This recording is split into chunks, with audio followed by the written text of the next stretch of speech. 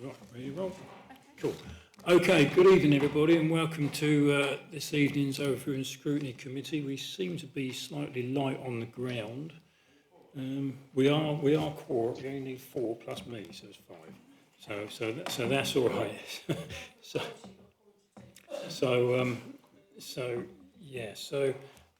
Well, I'll start with first by welcoming our members from the police. We have Chief Inspector Simon Yates from Sussex Police and Inspector Simon Whitehead from Sussex Police, who is our local Rother area personage. He'll explain later. Firstly, I'm going to say Councillor Simon McGurk has resigned from the council today. He was a member of this committee, so I suppose we should note his thanks, thank him for the time spent on this committee for the last 3 years, almost. So that would be that. So I will go on to minutes. Do I have your authorisation to sign the minutes of the meeting of this committee held on the 26th of September 2026 as a correct record of those proceedings? I'm happy with that. Thank you very much.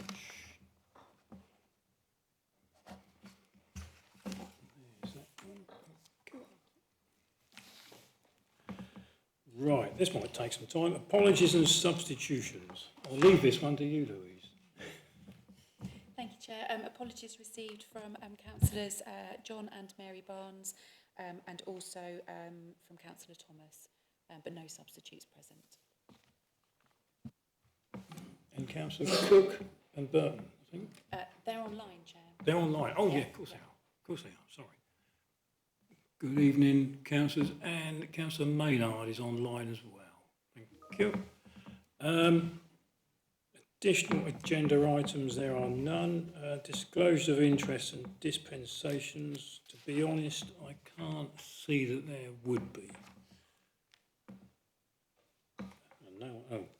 Councillor Maynard, probably anything. Thank you, Chairman. Just to make the standard declaration that I always make, because it always seems to come up during the meeting. So just to say I'm an executive member of East Sussex County Council, and should any matters come up pertaining to East Sussex County Council, take it as read that I will redeclare. Thank you very much, Chairman. Thank you. Right, item 5, Community Safety Partnership Annual Report, pages 3 to 28 of the agenda. What have we got here? Provide an annual report of the work of the Safer Rother Partnership to address issues of antisocial behaviour, crime and community safety across Rother.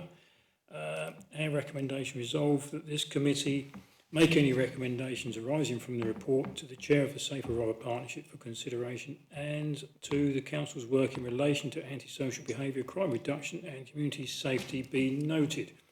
This is a report of Richard and Carol will introduce, I understand.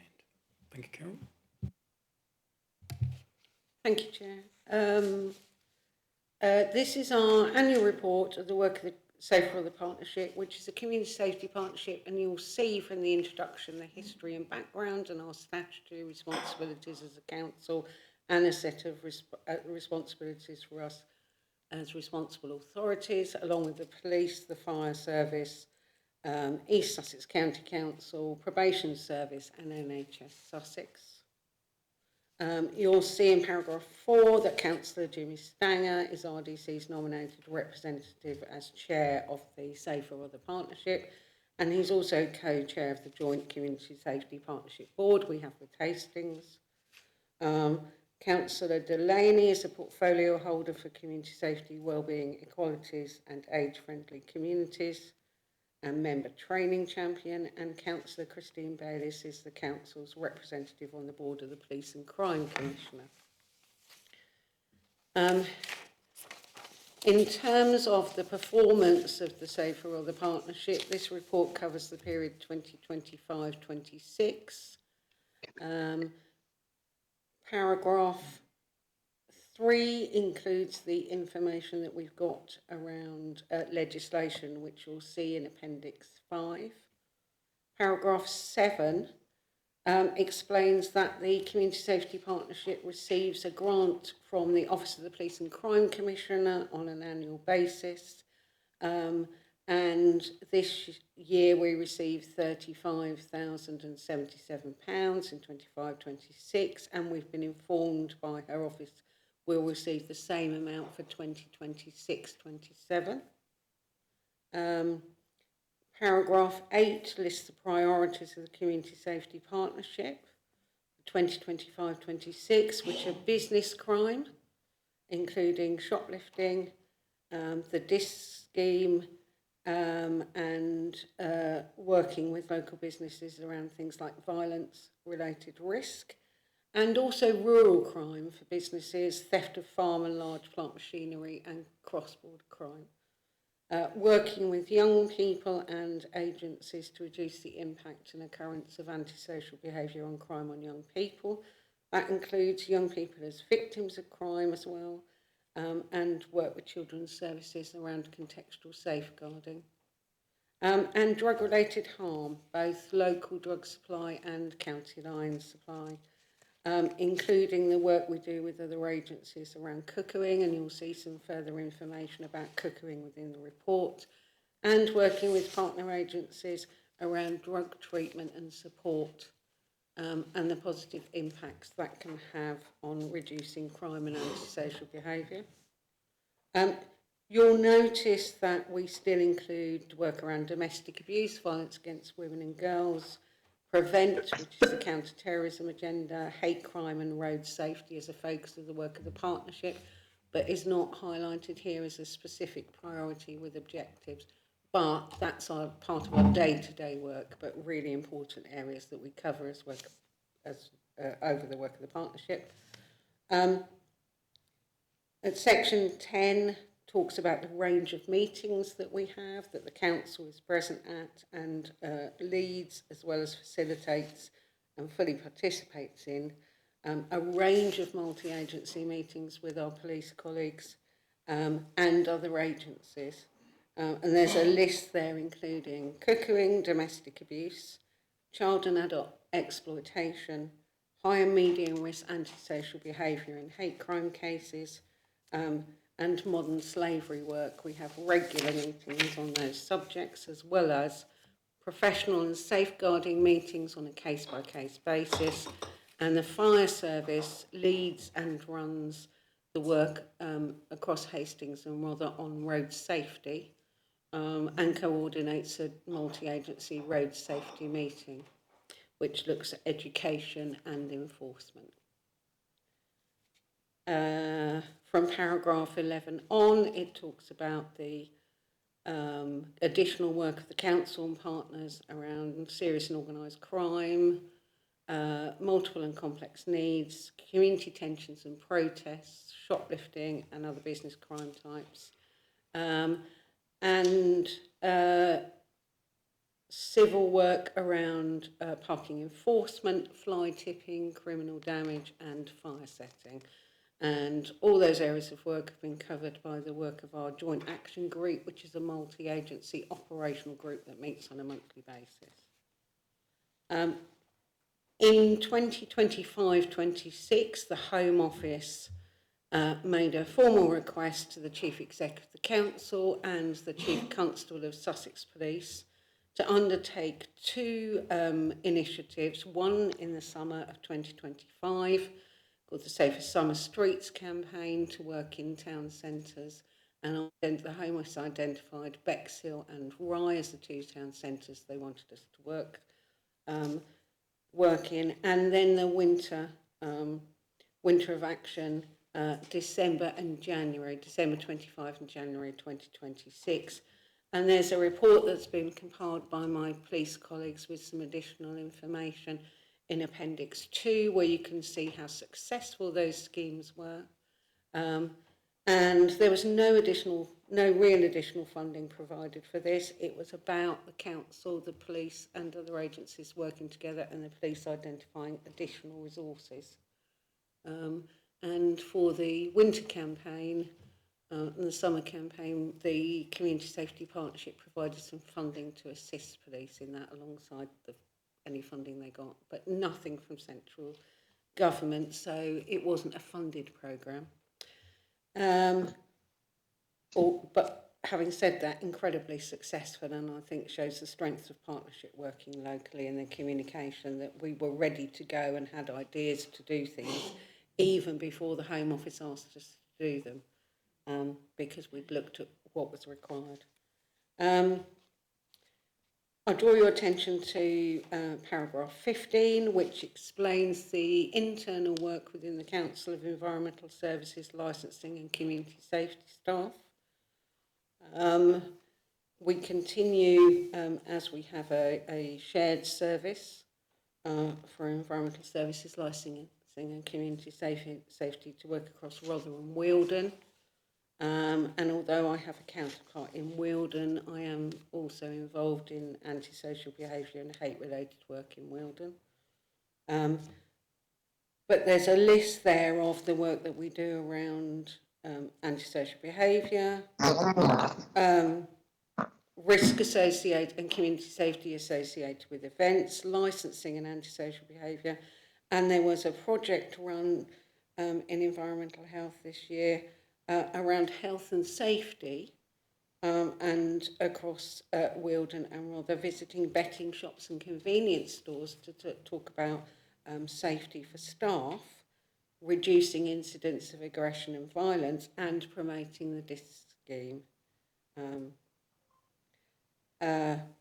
Environmental health staff also work with me around modern slavery, and there are a range of other agencies, council departments like housing, planning enforcement, coastal team. You'll see a range of projects and initiatives that we also work on collectively within the council.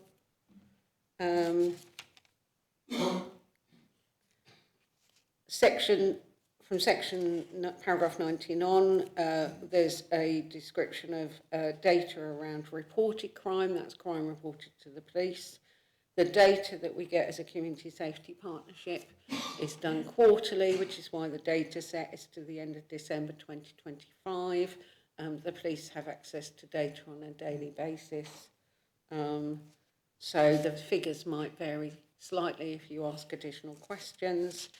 But there were 5,658 crimes reported in Rother to Sussex Police for the 12 months to the end of December 2025. That's 290 fewer than the previous 12 months.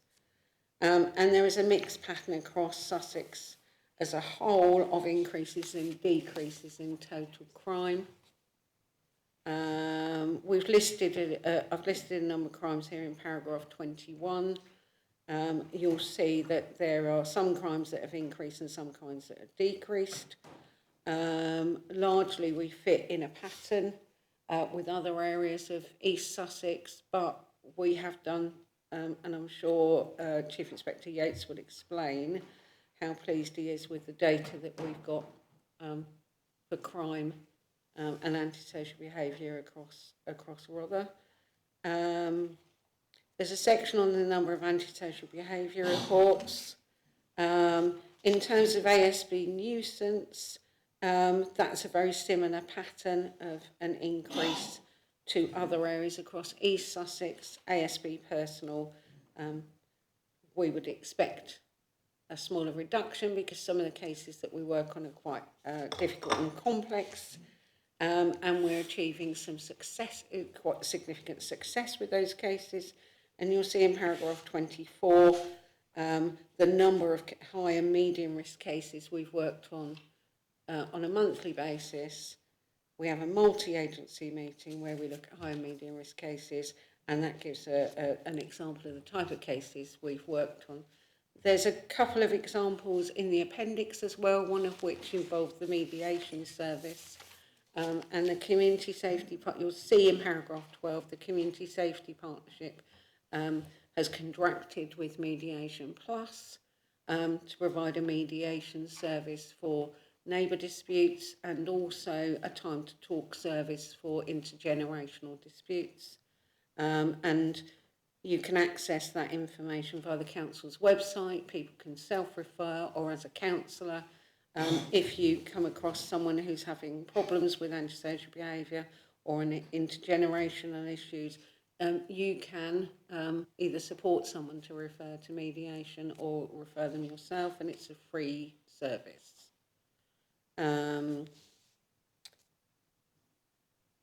Paragraph 27 talks about the work around cuckooing. I'm not going to go into that at the moment, but we can answer any questions if people have anything else around that. But there were 9 individual cases in Rother of cuckooed addresses that were worked on in the last 12 months. And we do have work with the police, drug and other agencies, social housing providers. There's a cuckooing car that goes out every week, the week after we have our monthly meetings, to go and visit people in those properties. And it's quite a successful initiative, and I know has been looked at elsewhere. And then there's a section on business crime, which I know was a particular issue last year. There's been major improvements and successes around the police working with local businesses, the DIS scheme, and the engagement of those businesses with the police, and communication between the police, the businesses, and the wider community. Some work supported by myself and the community safety team here, that actually, has enabled really effective and positive feedback in terms of what the community and the business community are saying, and also what action the police and other agencies are taking.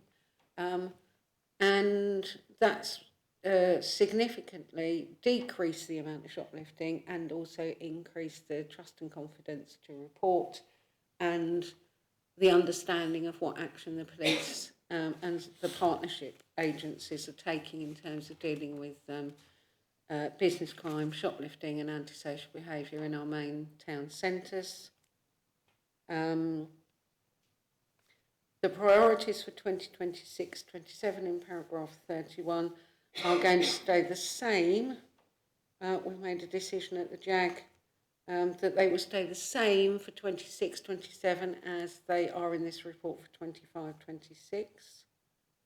And then just to draw your attention finally, Appendix 1, it gives an outline of what we've used the Safer Rother Partnership funding for. And we've just agreed an allocation to the Pelham to support their youth work sessions that they're running. We have previously funded them, and the evaluation and reports have come back. They're running a significant number of sessions, both for homeschooled young people and young people attending local schools, and their pastoral work within local schools. But that doesn't appear on the list because it was only agreed a week or so ago.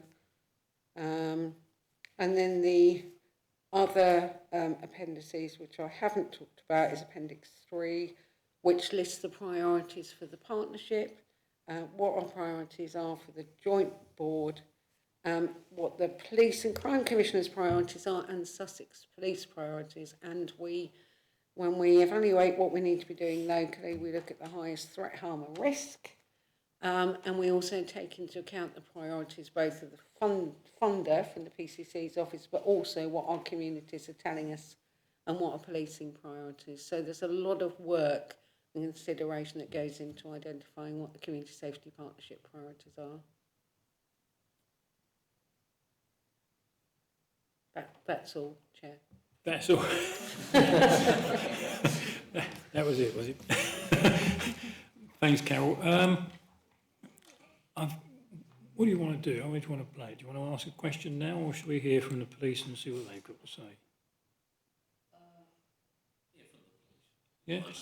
Yeah, I've got a hand up from Councillor Cook. I'll take Councillor Cook, Vice Chairman. Vicky, floor is yours. Yes, thank you very much, and my sincere apologies for not making it tonight, but I'm not allowed to drive my car yet. I'd be a menace and the police would be after me. I mean, this is a wonderful report, and I'm really grateful to Carol for putting it in such a readable fashion. However, what I'm very disappointed about is that nowhere do we talk about rural crime. And rural crime is every bit as vital to our communities as crime is in our towns and in our villages as well. I mean, many farmers, many market gardeners, many small holdings are really, really struggling when, you know, their property, their machinery is stolen, when people fly tip on their land and they have to pay a small fortune to have it all removed. And I do think that at some stage, either in Appendix 3 when they're talking about their priorities or in the report, it would have been interesting to have read about some statistics with rural crime, because I do know that the local PCSOs are actually very busy investigating some of these.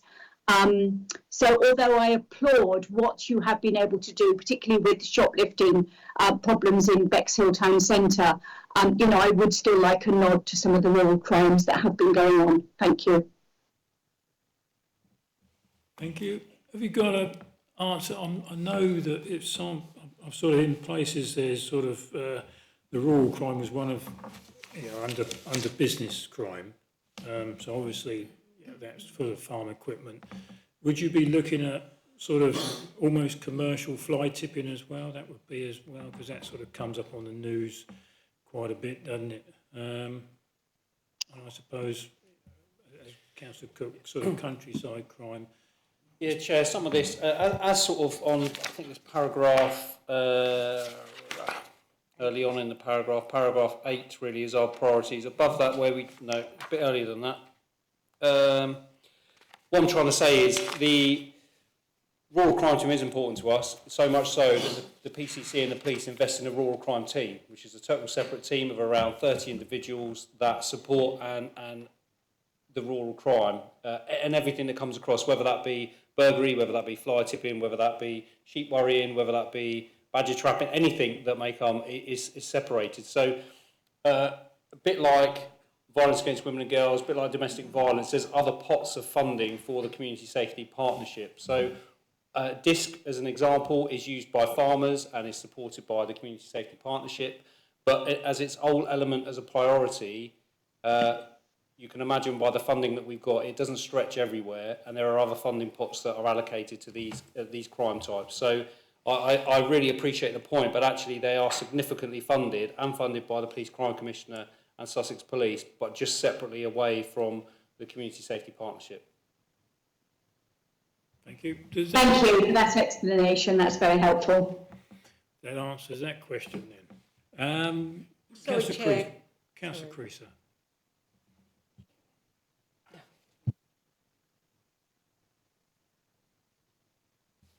As the Rye councillor here and on Rye Town Council as well, I have to say there's been a significant increase in the visibility of the police locally, and the stuff that you spoke about last year, because I came to that as well, has all happened. You've done a lot of work in and around youth stuff. I had a small holding at one point. I don't do anymore because I'm too old. But the kind of things that we used to see more of, we don't now. So people are aware. One of the things I have been doing as a member of the community, councillor and a human being, I have said to people, if you've got a problem, please report it to the police. Because you might not think that anybody else knows, but they may also be collecting stuff from all over the place. So please just let folks know. We've had one or two silly things going on around the town, mostly because it's idiots got themselves involved in the drug culture. And then they fall out, and then they hit each other and all that stuff. Pity they don't finish it off really, but never mind. We're not allowed to do that anymore, are we? But as I said, really, I am seeing a significant impact with the work you've been doing. I'm still getting complaints, but as I said, I will say to people, if you've got a problem, keep a diary and keep contacting the police. They will listen. They may not be able to tell you anything, but they are paying attention. Thank you. Yeah, thank you. And I will never be upset around antisocial behaviour going up, which I know sounds silly when we're looking at figures and we want to try and reduce it, but for me that's people reporting. And I think we've had over certainly the last 2.5 years since I've been the district commander for Hastings and Rother, that's been my main push and battle with people is please tell us. I remember talking to people out in Rye and Camber when there was sort of 1% worth of antisocial behaviour for the force was happening in Camber, but they could name 50 jobs. I said, well, I can't because no one's told me about them. So I would never get upset about the increase in antisocial behaviour reporting. Funny enough, myself and Simon and Roger were out in Rye today as well, patrolling around looking to increase disc usage there. And again, I must say, in the report, you can see some of the work Carol and the Community Safety Partnership have done with funding some of the youth work, specifically in a Friday evening example, when we see the increase in antisocial behaviour around those school times when people pick up. So if you tell us, we will work together to try and solve this. And I know we've had some community meetings, even with the MP in Rye, where the feedback's been good, but only because we know about it. So thank you. And I'm really pushing hard. I'm not saying I'll achieve it, but I'm pushing hard to try and get Rye Station sort of back as an MPT hub to have PCs and PCSO stationed there. It's I know it's you can quote me on trying anyway, but whether I succeed it, I don't know. But that's what I'm trying to do because it's out there on the limb, isn't it, close to Kent, and the nearest station from there is Battle, so we have to send people out there. Thank you. I really appreciate that. I'm happy anyway, but I'm happier still now. Thank you. Thank you. Online, I have Councillor Burton. Sue. Thank you, Chair. Well, you're not short of work to do a variety. You're obviously covering a huge amount, which is really impressive. I did want to bring up I didn't find anywhere in the report the killed and seriously injured, the KSI scores for our area, whether it's Rother or East Sussex. That's an area that has been of concern, I know, over the years. And I would hope that I would be very interested to hear if you've made progress on that to try and reduce that, because one death or serious injury is way too many. But so I didn't notice it included in the report. Could you give me an update at all? I can't certainly on figures. Ultimately, it's a different partnership. So that'll be the Road Safety Partnership, which is led by the fire service mainly. We do play a part in that.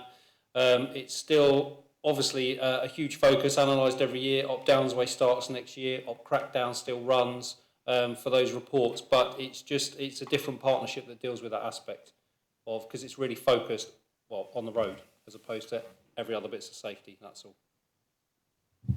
Okay. All the Community Safety Partnership leads across Sussex had a meeting with the Police and Crime Commissioner last week and received a report from the new Road Safety Lead. There's a new team that's been set up specifically looking at killed and seriously injured within Sussex Police, a move away from the Sussex Safer Roads Partnership, and quite an extensive team. I did take down details of the size of the different teams, and I can give you that outside the meeting. And the other thing to say is that the portal that provided information and data on road traffic accidents is running a bit behind, so it's only got figures up to, I think it's September or October 2025. Within the next few weeks, they hope to have that more up to date, so you'll be able to look at each of the locations as we do around Rother and the key roads.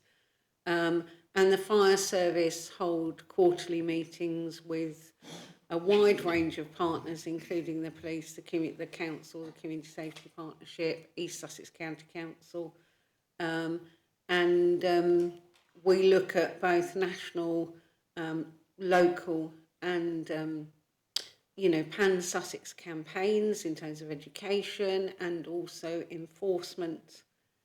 So there is a lot of work that goes on. If you wanted to know anything specifically, councillor or councillors, then we can provide you with the source of the data and information. Well, thank you, Carl. You've certainly reassured me there's a lot of action in that direction. It's not necessarily under you, we hear that now, but fantastic that it's got a high priority in other spheres. Thank you. Okie dokie. Right, Councillor Delaney, Gareth, you're a member of the something, the group, I think. I haven't made a note here. I've got your name. Definitely. So I'll let you speak and explain. Thank you. Well, I just wanted to say a thank you to Carol and the Simons there for all the work they do. It's a great report. And for a small amount of money with the 35 grand that they get for doing this work, it produces a lot of really positive results. On Vicky's point about rural crime, and I think it has to be said that I've been bothering the Simons a lot about, undoubtedly, about the shoplifting problem in Bexhill, and in 2024 the rise of 109% in shoplifting was something that definitely had to be addressed, and they really have. The reduction this year of 8.3%, which is somewhat out step with other regions, is phenomenal, and I think it will. And I was talking to Simon Yates about this. That with that progress, I think it will give the force locally a bit more bandwidth to be able to deal with some of those other problems out in rural areas and villages. Yeah, I think things are going. I'm really pleased with how things have gone, and yeah, very grateful for all the work that they've done. Excellent, thank you. Terry, you're in the room. Councillor. Thank you, Chair. Well, I'm going to echo mostly what the others have said to start with, which is it's an excellent report and gives us visibility of just how the partnership is working. In a way, it's almost a rod for your own backs, because we can see what you've done, and as councillors, we can measure the distance between what we're hearing and what you're getting.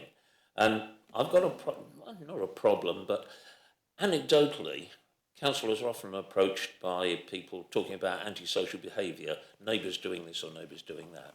And I can see via the mediation service and by the various things you've done, there are things we can do. However, the problem seems to be one of timescales. People are saying, if I report this, nothing happens for a couple of weeks, but meanwhile, the guy next door has been round and keyed my car or beaten my kids up or whatever. The timescales. Now, I understand it's a resource problem, but I just wonder if there's anything by joining all the sanctions you've got together that you can provide something immediate and hopefully something that doesn't identify the complainer. And that does seem to be the one thing that slips through the net. And it's a pretty good net, it's catching most things. But as I say, as a councillor, you tend to get talked about the things that have gone wrong, not the things that have gone right. And that is anecdotally one of the things. The other thing is your two initiatives, the Safer Streets and the Winter Initiative, I mean, they have been so successful.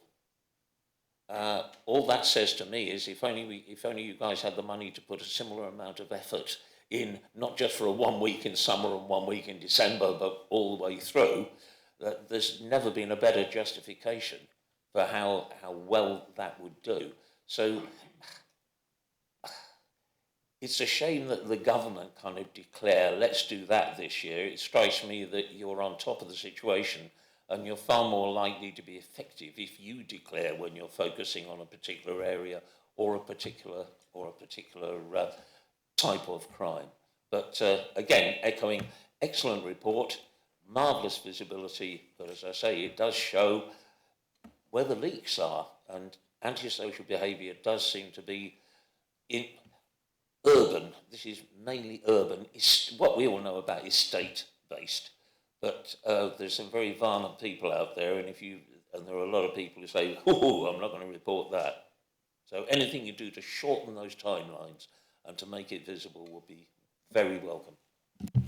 Yeah, lovely, thank you. And I have to say the Safer Summer Streets and the Winter of Action campaigns from the Home Office, there was something that we had operations called Op Dickens before around the summertime. Anyway, so our partnership, I think, is so established that it was kind of music to our ears that they actually wanted to capture and record it.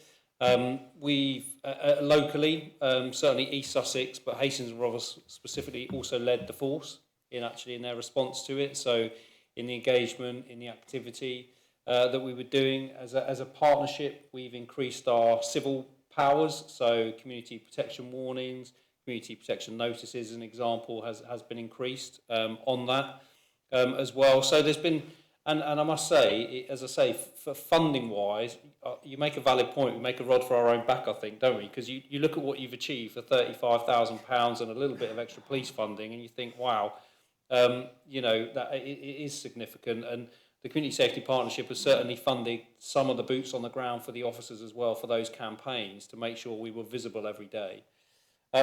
Nationally, for the government, then to put a bit of perspective on it, when Labour came in, they've remodelled neighbourhood policing. They've given us slightly different objectives, these keep objectives they call us, to try and put us out in the community a bit more, which is exactly what neighbourhood policing is and should have been for a very long time. So we'll be more visible at meetings, community meetings, street meetings, those kind of things.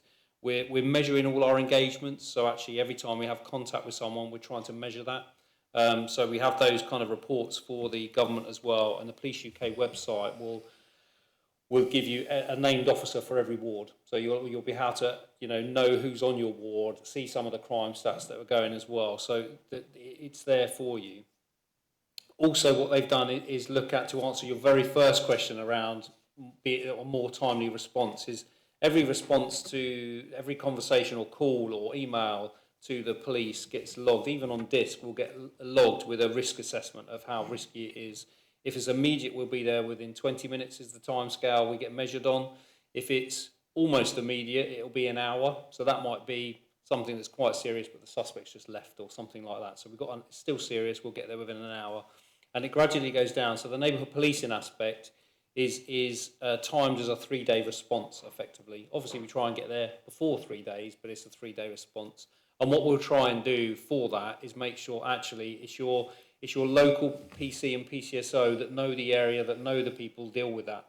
Again, probably sensitively, like you say, in some aspects of it. So it always needs exploring how we respond to things. Certainly, like you say, if it needs to be anonymous and that kind of thing. But I'd always advocate Crime Stoppers as well for information. If someone wants to give us information that is anonymous, Crime Stoppers is fantastic. It comes through to us every time. But it is, if you like, 100% secure and anonymous for that. So, but that will all get grade assessed on threat, harm and risk, and then we'll respond accordingly to that.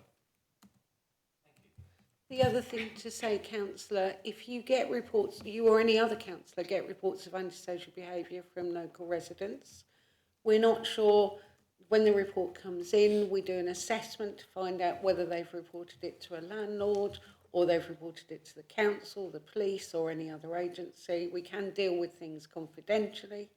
But also, if there is a level of risk, as Chief Inspector Yates says, when we get that assessment in, and we can do a risk assessment within the council and the community safety team, and high risk cases will be discussed within 24 hours, one working day. And medium risk cases will be discussed within a couple of working days, but instantly emails will go out to find out what we know further about the situation. Contact can be made with the people who have got an issue based on that level of risk. So please do get in touch with the community, me and the community safety email address, because we can push that forward and do an assessment of how many other agencies have heard about the complaint. And then we can start progressing that, and we can make a referral to mediation as well. So, but we do have to base things on threat, risk and harm in terms of the speed. And the point to be made is that there are different aspects of Sussex Police. So in terms of an hour response or a 20-minute response, it's likely to be, a different team within Sussex Police, and also they have their own dedicated workers that deal with hate and ASB, their coordinators, who look at every single report that comes into the police around hate or antisocial behaviour. Thanks for that. I think it still leaves us with, in any community, well, not in every community, but in quite a few, there are known bad eggs. They've been antisocial behaviour, no one reports them. Again, anecdotally, oh, you know, they get away with everything, nobody stops them, their kids are always out of control, they're always, you know, playing loud music, that sort of thing. It's there, and obviously the protocols we've got at the moment are insufficient to provide quick and punitive action against these people. I mean, I don't want to sound suddenly like a hang 'em and flog 'em, but you're left thinking, what do you do with these people? I mean, some people, the way they live their lives, you think, why would you do that? But when you think, how can you stop them? I do notice on your report that one person was actually moved. So anything that gives the public the confidence that if they do follow the reporting routes that you're advocating, gives them the confidence to use those, knowing that there will be effective action before the person's concerned has a chance to make things worse, that would be really good.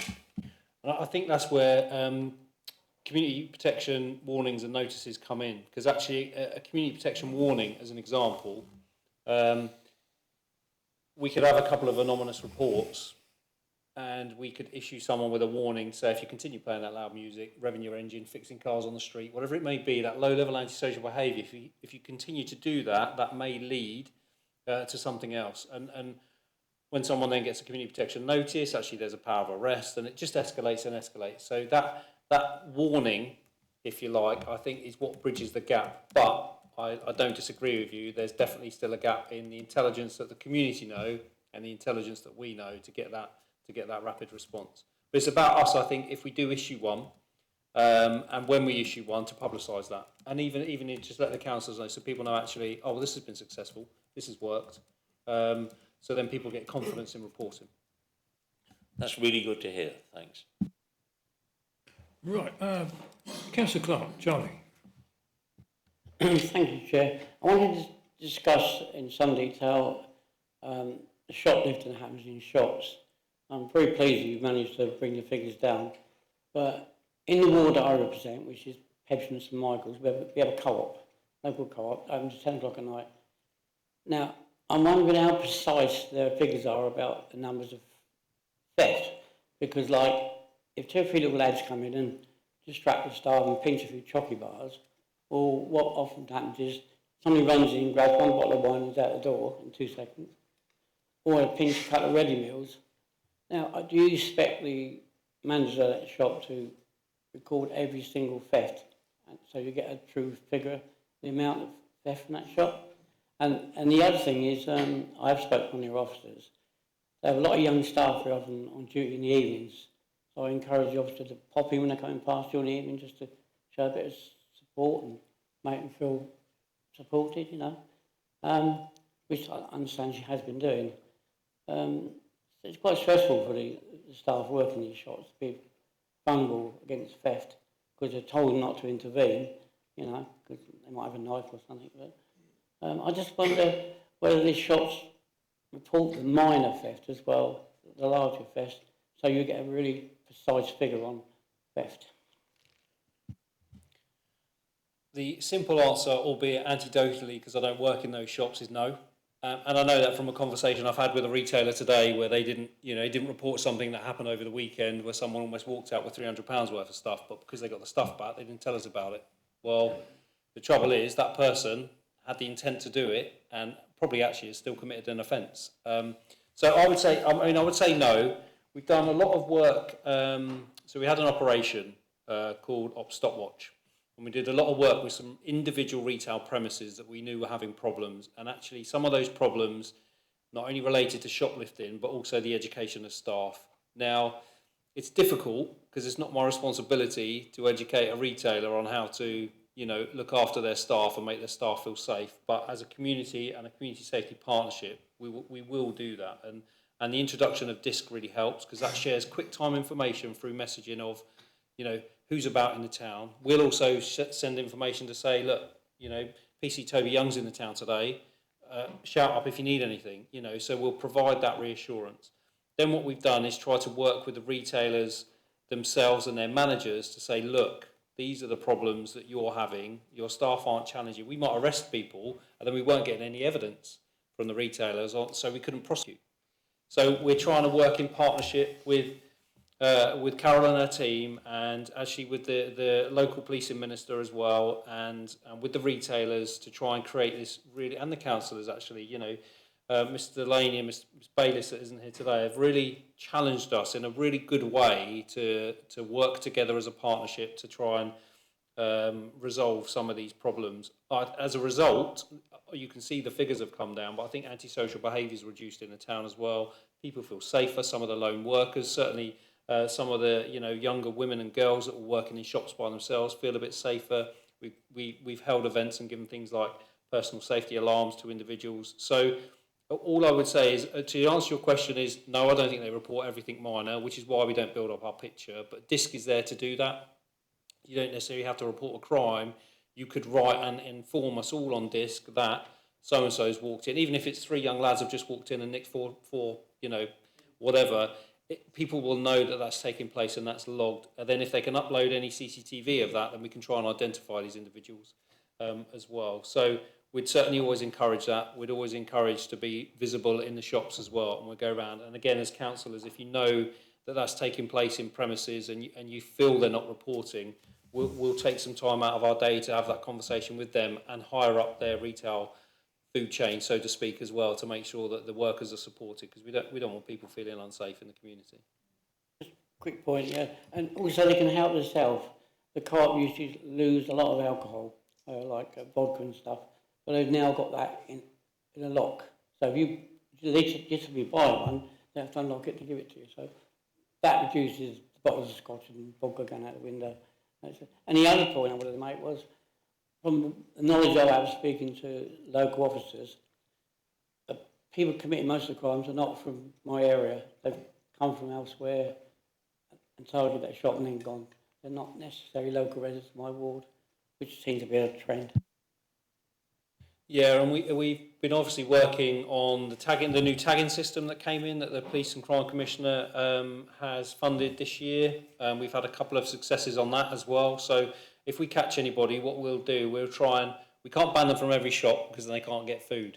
But what we will do is try and ban, if we know they're committing offences in Hastings, in Sidley, in Bexhill, then actually we will limit where they can go and issue those banning orders or bail conditions to say, well, you're not going to any co-op, actually, you can only go to the big Tesco's, something like that, to try and prevent certainly the little more riskier shops from feeling threatened by that. And we do also have design out crime officers, don't we? And we've done environmental surveys that we paid for together, as well as a partnership where, Jemson's, as an example, in Bexhill, had a officer go in that they call them design out crime. So we'll have a look at how the shop is laid out, which negate some of the mindset around retail and trying to get you to pulse buy, but what it does do, or go and get your milk at the back of the shop, but what it does do is reduce some of the shoplifting. So we'll do that as well, and things like body worn cameras and things like that. We've got additional funding for that we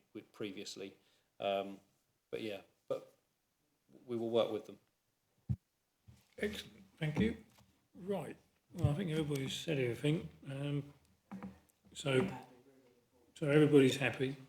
So we've got a recommendation here to make any recommendations arising from the report to the chair of the Safer Royal Partnership for consideration. So I'm assuming from what Councillor Burton said and Councillor Cook was more sort of rural crime, which I think is covered. It is covered ultimately, and sort of commercial fly tips. Is that sort of? I know that's somewhere mentioned earlier or later in this agenda we've got on probably the next item, I think, of performance indicators. But is that something that the police get involved with that? Is that a thing, Carol, with fly tips, or is that more of a council job?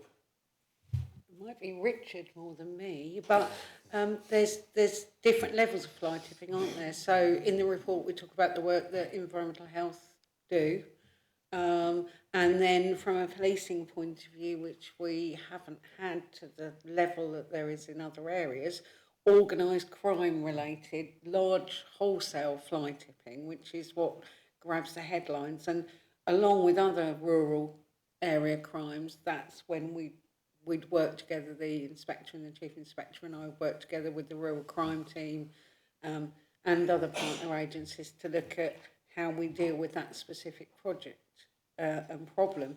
But in terms of the role of the council in fly tipping, it's probably better for Richard to speak. Richard, is this sort of for this agenda, this item, or the next one, do you think? Could be for either. I want just a brief explanation. So there's a number of agencies involved with fly tipping. There's obviously the Environment Agency who deal with large-scale fly tipping incidents, and they deal with unauthorised waste disposal sites. We've also got the East Sussex waste and team who also deal with, because these, if a waste transfer site or a landfill site which isn't authorised, hasn't got planning permission, then East Sussex will deal with it. As Carol said, the police will deal with it if it's more of an organised crime group, which a lot of these larger sites are. And from a sort of environmental health point of view, we will deal with small-scale fly tips, but unfortunately, we can only investigate if there's evidence who did the fly tipping or evidence of where the fly tip came from, which is quite rare. We do have, there is a Sussex waste crime group which meets monthly and shares information, and the main thing we do, which I think is very effective, is to do vehicle stops. So throughout Sussex there are vehicle stops where vehicles which may be carrying waste are stopped. They're there and inspected then by the officers from the Environment Agency, from the police on the road safety side, the police from DVLA, and checking, also involving trading standards to check those vehicles. And I think that is a major deterrence when those operations occur, and they do occur across Sussex. Okay, thank you. Well, that probably answers that. So, have we... The recommendation is printed? I don't think we've got any recommendations because everything's pretty well covered, isn't it? And what I can say is, excellent report, good work. Well done to Carol, Simon and our councillors, which are Bayliss, Delaney and Jimmy Stranger, who is the chairman of the group. And Richard, obviously. Yeah, so someone want to move the recommendation as printed? I'll take, we've got hands up there. I'll go this side. I'll go Charlie Clark and then second by Councillor Creaser. All those in favour? That's carried unanimously. Thank you very much for your attendance, gentlemen, and Carol. If you wish to leave, unless you have a burning desire to listen to Charlotte's financial outputs, then thank you much for your attendance. Thank you.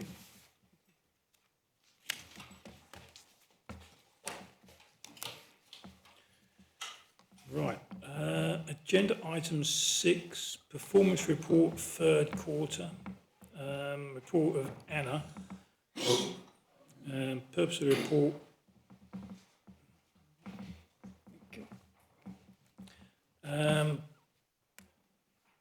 Purpose of the report.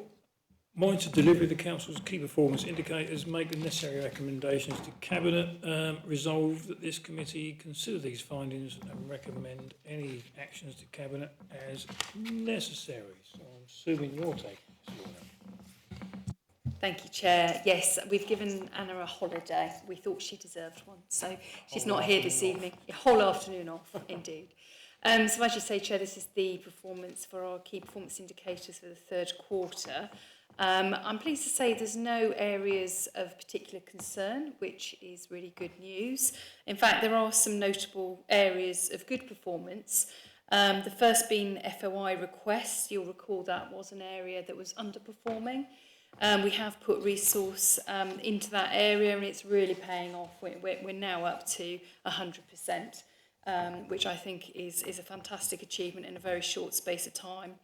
Other areas of positive performance include the homelessness that has been prevented or relieved. That's up 23% on Q2, and I think that's also an excellent achievement. And also, as usual, Miss Bins is still performing very, very well. I guess some of the areas that you may want to have a look at, we're still struggling to get customers to do that channel shift and move people online. We're not meeting target there. And other areas largely related to the complexity of households we are dealing with. The cost of TA, unfortunately, is higher than we would like.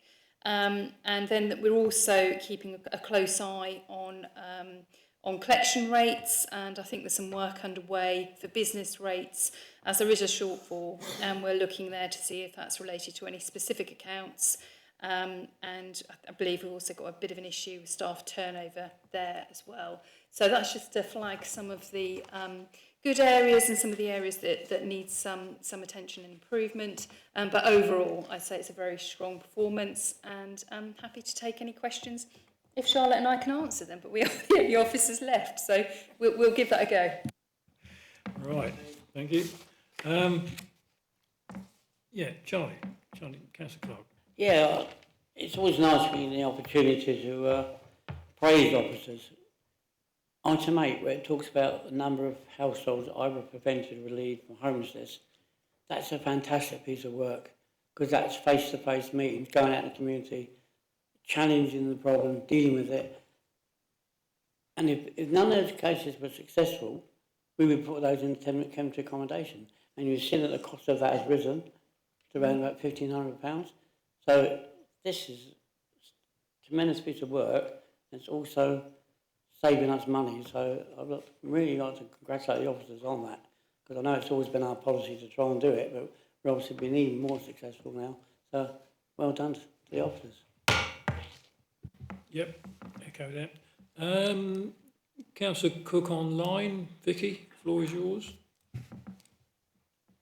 Yes, thank you very much. With regard to item 10 on page 30, revenues and benefits, I wondered if there had been an increase in the number of non-payers. Is that something that's gone up with, some of the other issues that we're, undergoing at the moment? Or is it just that the collection is more difficult? Charlotte? Thank you, Councillor Cook. Yeah, we're still looking into the data, but broadly speaking, as Lorna mentioned, we have had some turnover in the team, but broadly speaking, all of the actions that we take at our end and all of our enforcement steps, nothing's changed. So anecdotally, we think the shift is in terms of households being able to pay those bills, and the cost of living crisis more broadly. So there's nothing changed fundamentally from the way we approach the debt. Unfortunately, I think it's the means to pay is the greater challenge here at the moment.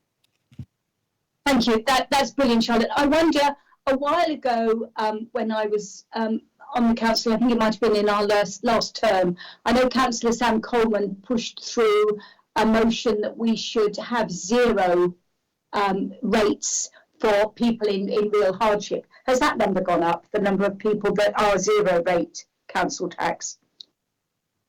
I don't have that data to hand, Councillor Cook, but yeah, I can certainly have a look and see if the council tax reduction numbers have increased over the course of the last 12 months, and I can circulate that offline to the committee. That's brilliant, Charlotte. Thank you very much indeed. You see, I am taking an interest in your budget.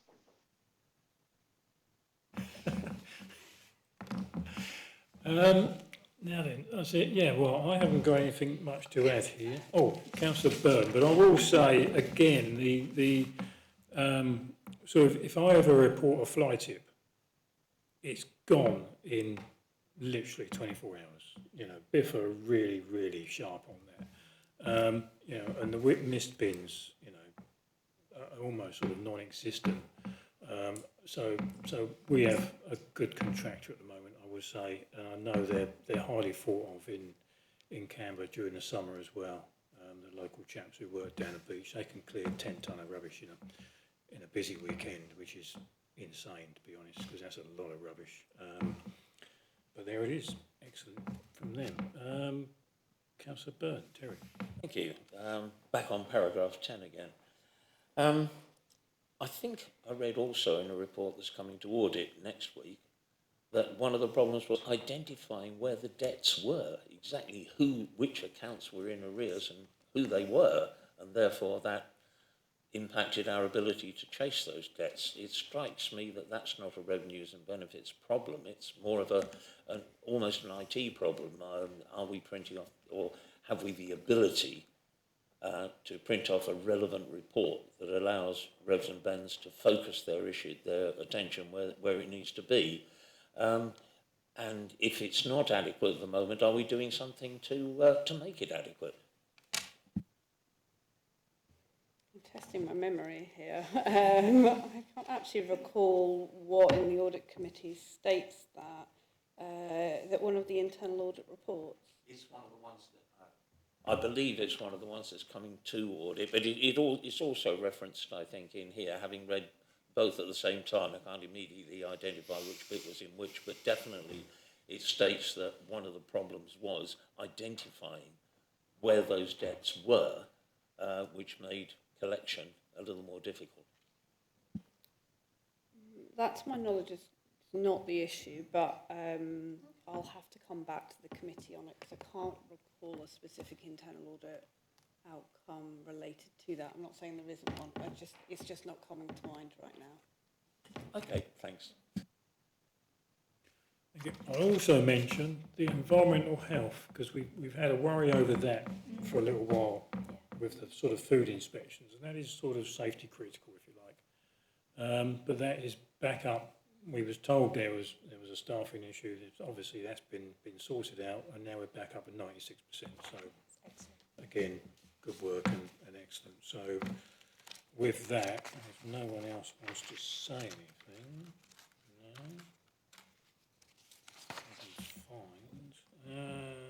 What are we going to do? Resolve that this committee consider these findings, we have done that, and recommend any actions to Cabinet as necessary. I don't think we've got any actions to recommend to Cabinet except to say well done to everybody for doing their jobs.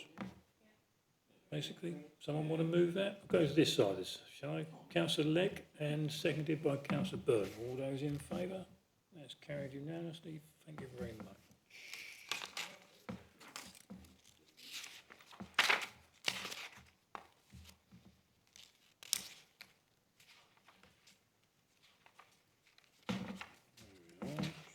Folded the corner over, should Right, item 7, page 49. Update members on the revenue and capital budget monitoring position for quarter 3, 25-26. Report also summarises the position to date with delivery of savings targets 25-26. Officer recommendation resolved that this committee reviews the report and makes any recommendations to Cabinet as necessary, and the changes anticipated for 26-27 in respect of elected members' eligibility to join a local government pension scheme be noted, which sort of puts a smile on my face because we won't be here at the end of 28. I've been on this council on and off since 1999. Now they tell me I could have had a pension. But anyway. There we are. Charlotte. Thank you, Chair. Yes, so this report is your quarter 3 update, albeit that we had slightly more up-to-date data available when we drew it together. So it's based on what we call period 10, which is the end of January position. So we are now forecasting that we will draw from reserves just over £1 million, 1.075 million, compared to the budgeted position of 694,000. That is a slight improvement from our quarter 2 reported position by 106,000. So the key headlines are we have a number of savings totaling 285,000 within corporate and strategic services. They largely relate to staff savings in that area. They are offset by additional staff costs across other back office functions, including the Deputy Chief Exec, HR, Finance and Director of Governance service areas. The Strategic Asset Management, which is our estates team, that is forecasting a significant overspend of 414,000, and the main driver there has been interim staff. However, this position is down from the reported position in Q2 and is largely offset by the use of flexible capital receipts, because the costs largely relate to one-off expenditure for either devolution work or improvements to systems or processes. The planning income does remain significantly lower than the budgeted level, at 450,000 below the budget target, but we have reduced our staff costs, largely interim costs, by 191,000 to offset this partially. The neighbourhood services area position has improved significantly since the last report. This is due to additional grant funding that we've been awarded, additional car parking income, and savings on the street cleansing, waste and beach cleansing contracts. The environmental services area is also now forecasting a better year-end position due to staff savings and, again, additional grant income that we've received.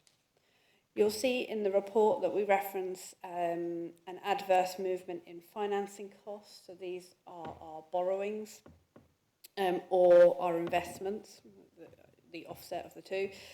So we're forecasting a reduction in interest receivable of 583,000 and an increase in, a reduction in what we call a minimum revenue provision, which relates to debt that we hold for the capital programme of 126,000.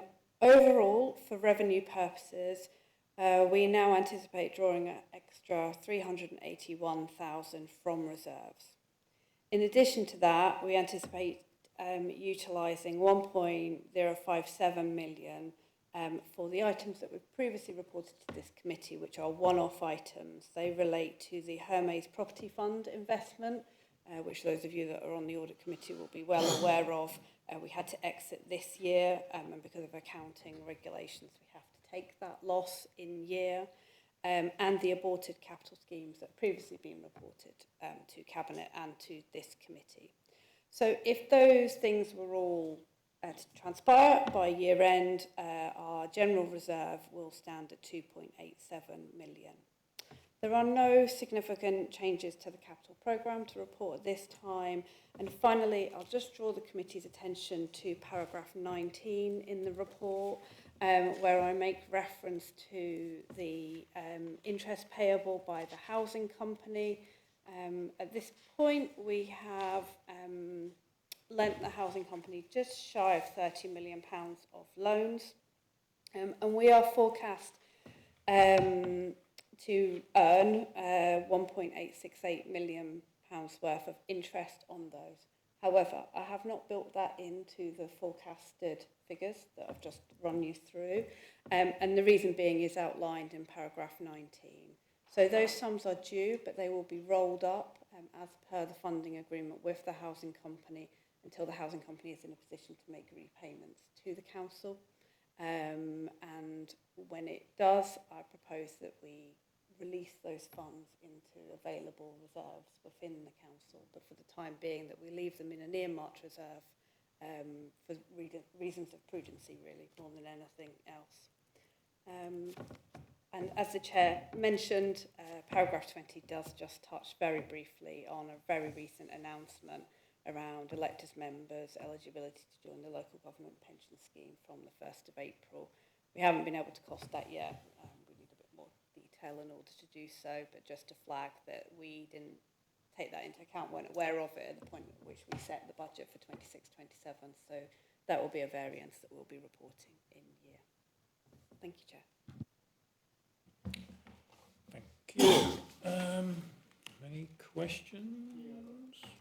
Go on, Councillor Grant, Charlie. Yeah, this idea of a councillor can be in local government pension scheme, I mean, surely that is voluntary. We don't want to. We don't have to, do you? So hopefully all 38 will say no, because it will have no cost. But I don't agree with it anyway. I mean, it's come up with the county as well. We get our allowances, and that's all we should get. And also, the age of most of us are, I can't see it getting much benefit out of a local government pension scheme. But I realise the cost implication, you've got to think about it, you know. And the other question I had was, it's probably covered in the budget, any increase in the staff wages is a big cost implication to the budget. I suppose that's been factored in because we're into April next month. But I know at county it's millions. It's going to cost them millions. So, unless we know the exact amount of settlement and everything and how it's costed, then it's a worry, isn't it? Yeah. Yeah, thank you very much. Yes, elected members, it's entirely a matter for individuals to consider their own financial position and whether they want to join the local government pension scheme. So yes, entirely optional. You will be ineligible, is that the right word? Ineligible to join if you're 75 or over, as I understand the scheme. I'm not suggesting anyone is 75 or over, I'm just stating the facts. In terms of your other question, yes, so in the 26-27 budget we have made provision both for where staff, so local government staff work within a grading structure, and within those grades there are individual spinal column points, so individual salaries within them. So if you're not at the top of your grade, you will likely be entitled to an increment, so a step up in that grading structure. So in the salary budget for 26-27, we have allowed where any staff we expect to move up a step. We've allowed for that. We've also allowed for 3% cost of living uplift. As you'll have read in my budget papers previously, we're currently this year, for the first time, subject to national conditions for pay award. That negotiation is still ongoing. So we've made an estimate, but we await the outcome of that. Obviously, if the outcome of that is higher than 3%, we will have an adverse variance on our salaries, yeah. Okay. I think I would say the position with the savings programme is sort of critical, isn't it, going forward from April onwards. For obvious reasons. So because we've set a balanced budget for this, didn't we? Based on those savings. So those savings have got to pay dividends, haven't they? Basically. So that's all we can say on that, really. Apart from that, nothing much else to say, is it? Well done, and thank you for your report, Charlotte. I usually ask Councillor Cook to move it because she's so good on finance, but she's not here. So I'll go for Councillor Creaser. Happy to move. Yep, and seconded by Councillor Legg. All those in favour? That's carried unanimously. Thank you very much. Last item on the agenda, item 8, work programme. So next meeting, the 27/04/26, is informal remote. All we have on there is call-in and urgency procedures and I could say my annual report to council, but Louise writes it, so, so just being honest. So we'll have that one online, and then we're into the next year, which we kick off again in June, 1st of June. Is that June 6th? It is, isn't it? June. But we have a meeting. We have an online meeting in May, directly after the full council meeting of our sort of plans, isn't it? Annual work programme. Yeah. Okay. All happy with that? Good. Excellent. Thank you very much. Right. I will declare the meeting closed at 7:15. Thank you very much for your attendance, and thank you to everybody online for putting up with us.